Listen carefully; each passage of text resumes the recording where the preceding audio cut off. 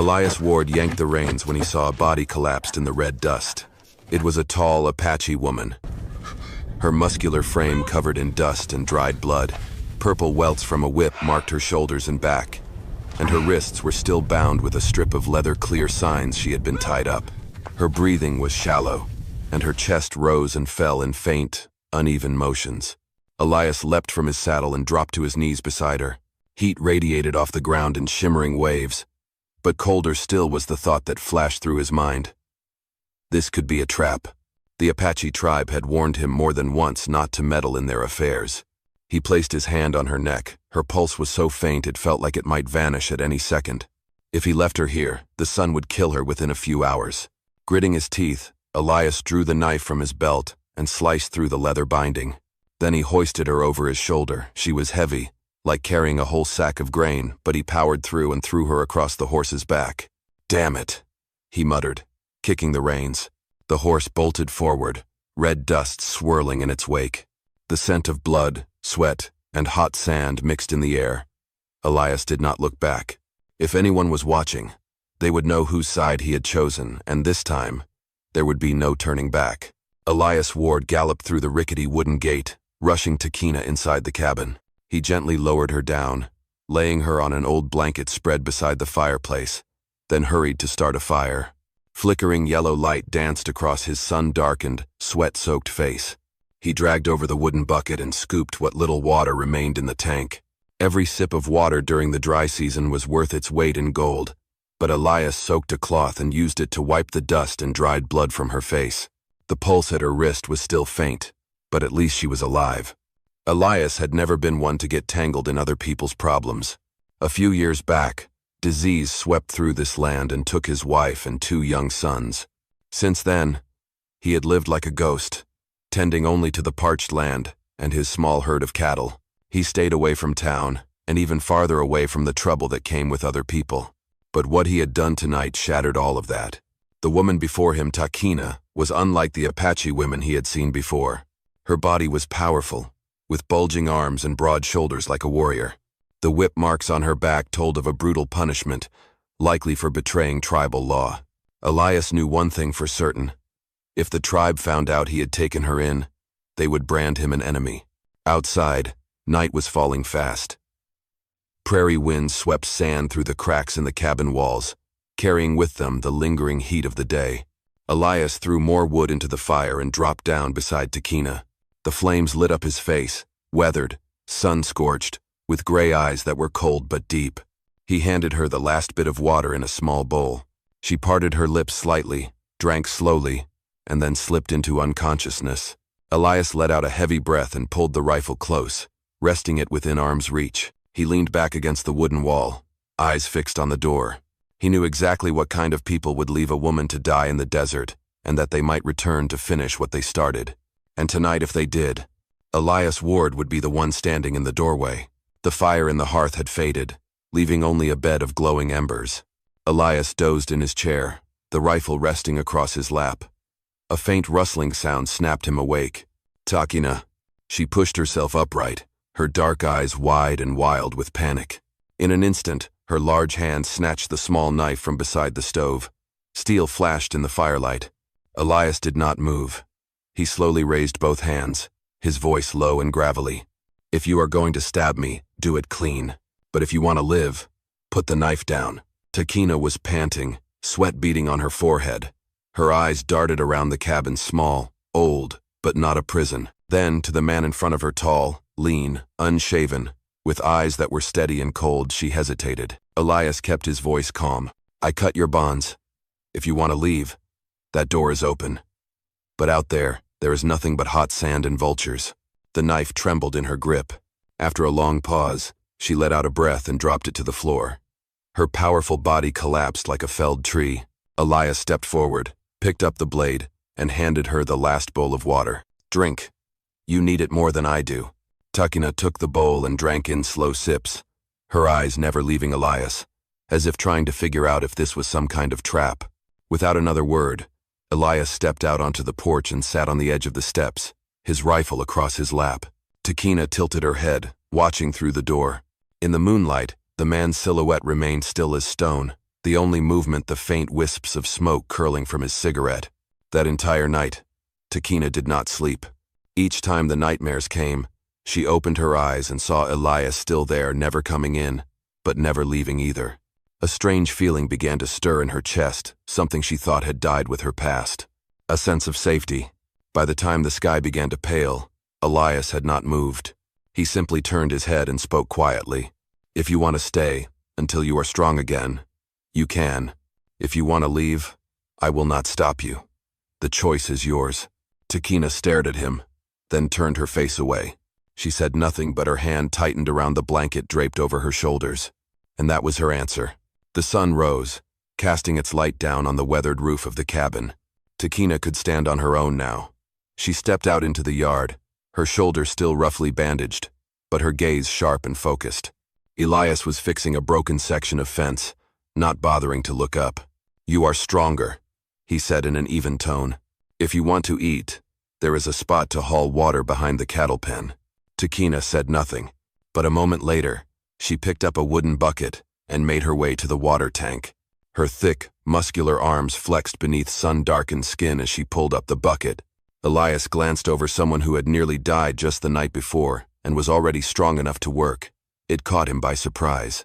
That day, Takina said almost nothing, simply followed Elias in silence, watching how he patched the fence and mixed mud to repair the walls. As the afternoon faded and Elias finally paused to rest, she suddenly stepped forward, picked up the hammer, and finished driving in the last posts. Elias stood still for a moment, then gave a quiet nod and let her carry on. That evening, for the first time, Takina lit the kitchen fire without being asked. She cooked a simple rabbit stew and set it down in front of Elias without a word. He looked at the bowl, then at her. A silent nod was all the thanks he gave. In the days that followed, the cabin was no longer so quiet. The sound of hammers, shovels, and wood clashing together filled the air. Elias dug a new water hole. Takina hauled stones to block the wind. Her strength so great, she rebuilt an entire section of the fence in just one afternoon. One evening, as the sunlight faded, the two of them sat on the front porch. Elias lit a cigarette, and Takina whittled a small knife. For the first time, she spoke. "Why did you save me?" Elias stared out at the cracked, dry fields. "Because I could not bear to see someone left out there. I have seen too much death." Takina was silent. After a moment, she nodded. A simple answer, but something inside her seemed to uncoil and loosen. That night, as the wind rustled through the old roof, Takina no longer tossed and turned. For the first time in months, she slept deeply. While outside the cabin, Elias's slow, steady footsteps circled the homestead. "Thank you for being here." If this story reminded you of days gone by dusty sunsets and the echo of hooves pounding in your heart, go ahead and subscribe to my channel, so that each day we can sit together once more.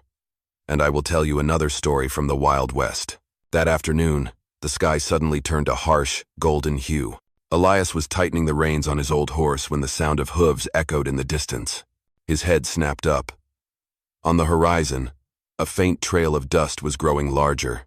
"Uninvited guests," Elias muttered, grabbing the Winchester propped up on the porch. Takina heard the sound and stepped outside. The moment she saw the riders, she froze. 3 Apache warriors on horseback blocked the entrance to the ranch. Their faces were painted for war, their eyes cold as ice. The one in front nudged his horse forward and spoke in a deep, flat voice. "Our woman is here. Hand her over." Takina took a step back, her hand instinctively gripping the small knife at her side. Elias stepped forward, placing himself between the cabin door and the riders, the rifle steady in his hands. "She is injured. She has the right to stay here until she is healed." Another warrior snarled, his voice rising. "She has been cast out by the tribe. She has no right to live on this land. If you shelter her, you become our enemy." Elias did not lower his gun. His gray eyes were cold steel. "If you want to kill someone, you will have to go through me first." The silence that followed was taut as a drawn bow.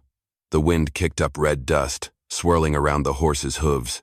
From behind Elias, Takina stared at him, his face calm, but his shoulders tense, ready to fire at the first wrong move. Finally, the lead warrior lowered his spear, his gaze burning with fury. "We will return. Next time, we will not come alone." They yanked the reins and galloped off, leaving behind a trail of dust and a heavy, suffocating silence in the yard. Takina gripped her knife so tightly her knuckles turned white. Elias turned back toward her, the fire still flickering in his eyes. "They will come back with more," he said quietly. "If you still want to stay, we have to prepare." Takina nodded, her eyes now lit with a different kind of fire, not fear, but the burning will to survive. That night, Elias lit the lantern and dragged out every round of ammunition and every old sandbag from the shed. Takina stood beside him, sleeves rolled up, helping him barricade the windows and build up defenses in the yard. For the first time since she had come here, she was no longer just a refugee. She had chosen to stand with him for the battle to come. 3 days later, before the sun had fully set, red dust began to rise on the horizon. Elias stood on the porch, his Winchester in hand. Takina had tied her hair back, gripping a spear and a knife, her stance that of a warrior ready for battle. The sound of hooves grew louder until nearly 20 Apache riders swept in, surrounding the ranch in a tight circle. The air was thick with the smell of horse sweat and tanned leather. The warriors remained silent, save for the heavy snorts of their horses. An elder stepped forward. He was old, with long silver hair and a deerskin cloak draped over his shoulders. His face was as stern as stone. He looked at Elias, then at Takina standing tall behind him. "She was cast out. She belongs to the dust.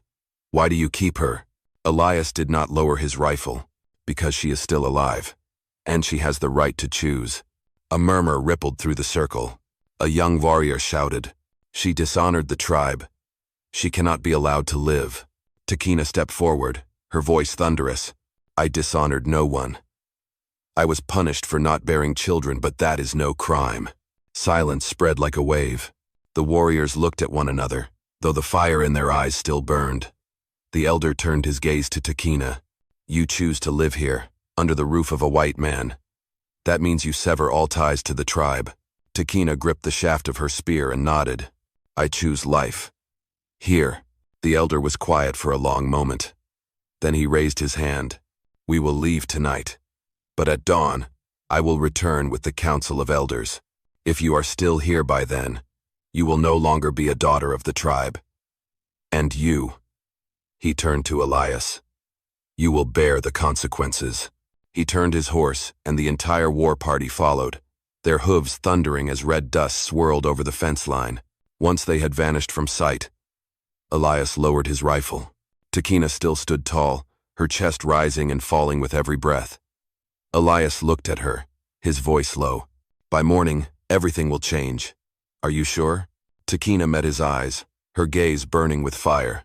"I already died once out there. I will not die again." Elias nodded, tightening his grip on the rifle. The night ahead would be long, and when the sun rose, this ranch might become a battlefield. At dawn the next morning, the sky turned a deep, burnished bronze. Elias had been awake long before the rooster crowed. He stood on the porch, rifle fully loaded. Inside, Takina was tightening the bandage on her shoulder, her eyes sharp and cold as steel. A horn sounded in the distance, low and thunderous like a storm. Then the riders appeared, not just a small group this time, but the full council of elders and their escort. At least 50 people surrounded the ranch in a solid circle. A path opened before the gate. The silver-haired elder rode forward. Behind him came 2 older women, their dark hair streaked with gray, members of the matriarchal council, those with the power to decide Takina's fate. Takina stepped out, standing tall. The morning light caught the scars on her sun-darkened skin marks from whips that had not yet fully healed. She no longer stood behind Elias. She stood beside him, shoulder to shoulder. One of the elder women spoke. "Takina, daughter of the tribe, today we ask for the last time. Do you choose to return and face judgment, or do you choose the path of permanent exile?" Takina took a deep breath. The early wind swept through, tossing her hair into a wild storm. "I will not return," she said clearly. "I choose life. Life on my own terms, not under an unjust sentence." Murmurs rippled through the circle. Some warriors gripped their spears tighter. Others bowed their heads, as if silently accepting what they had heard. The other elder woman gave a slow nod. "From this day forward, your name is struck from the lineage. You are no longer a daughter of the tribe. You will not be buried in ancestral soil. But also from this day on, the tribe will no longer hunt you." The old chief turned his gaze to Elias, his eyes sharp as blades. "You sheltered her. That means her fate is now bound to yours. If she sheds blood because of this choice, that blood is also on your hands." Elias did not look away. "I understand." A moment passed, one that felt as long as a lifetime. Then the elder raised his hand. One by one, the warriors turned their horses and withdrew from the circle. Only when the sound of hoofbeats had faded did Takina finally exhale. Her broad shoulders trembled, but her eyes were lit with fire. Elias looked at her for a long time, then gave a slow nod. "You just chose a new life," he said. Takina answered softly, her voice rough but proud. "I chose myself." That afternoon, the sky turned pitch black without warning. After weeks of drought, the first drops of rain fell on the dusty roof of the cabin. The scent of wet earth rose thick in the air, as if the whole prairie was letting out a long, weary sigh. Elias stood on the porch, rain soaking through his shirt. He watched the cracked fields slowly soften under the falling water. Takina stepped out behind him, her dark hair wild in the wind, rain glistening on her muscular arms. "The storm came fast," Elias said, his voice rough.